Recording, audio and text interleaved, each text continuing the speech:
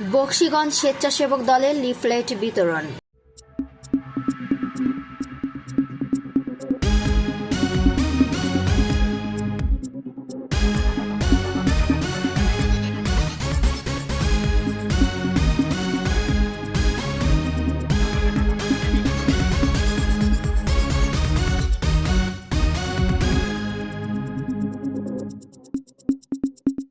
শেরপুরের বকশীগঞ্জ থেকে মোসাম্মদ পারভিন আক্তারের পাঠানো তথ্যচিত্র দেখুন ডেস্ক রিপোর্ট।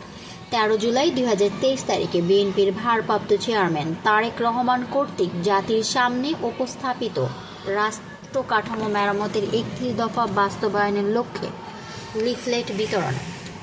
জামালপুরের বকশীগঞ্জ উপজেলার মেরুরচর ইউনিয়নের খেয়ারচর বাজারে লিফলেট বিতরণ করা হয় আজ 6 নভেম্বর বুধবার বিকেলে। এ সময় উপস্থিত ছিলেন উপজেলা স্বেচ্ছাসেবক দলের আহ্বায়ক আশিকুর রহমান তুলন, উপজেলা স্বেচ্ছাসেবক দলের সদস্য সচিব শহীদুল হক দুলাল, উপজেলা সিনিয়র যুগ্ম আহ্বায়ক আব্দুল আল মামুন, উপজেলা যুগ্ম আহ্বায়ক আলামিন, মেরুরচর ইউনিয়ন স্বেচ্ছাসেবক দলের সভাপতি সোহরাব আলী ও সাধারণ সম্পাদক মোহাম্মদ জাহাঙ্গীর হাবিব প্রমুখ সহ আরও অনেকেই। এ সময় বিভিন্ন দোকান ও মানুষের মাঝে লিফলেট বিতরণ ও ভোট চেয়ে বাংলাদেশ জাতীয়তাবাদী দলকে শক্তিশালী করার আহ্বান জানান। এম রশিদুজ্জামান মিল্লাত বাইকে দেব ইনশাআল্লাহ।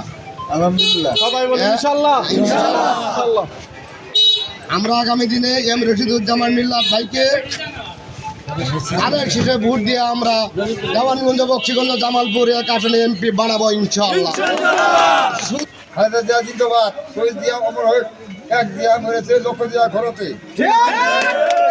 বাংলাদেশ জিন্দাবাদ, জিন্দাবাদ। বাংলাদেশ, বাংলাদেশ জিন্দাবাদ, জিন্দাবাদ। স্বেচ্ছাসেবক জনতা গড়ে তুলো একতা, স্বেচ্ছাসেবক জনতা গড়ে তুলো একতা, গড়ে তুলো একতা। স্বেচ্ছাসেবক জনতা, স্বেচ্ছাসেবক জনতা গড়ে তুলো একতা। তারুণের প্রথম ভোট ধানের শীষের প্রথম ভোট, তারুণের প্রথম ভোট ধানের শীষের প্রথম ভোট, তারুণের প্রথম ভোট ধানের শীষের প্রথম ভোট।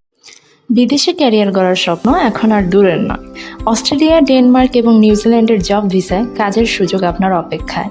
2025 সালে ডেনমার্ক সরকারের নতুন নীতিমালা জব ভিসা প্রক্রিয়াকে করেছে আরও সহজ এবং দ্রুত।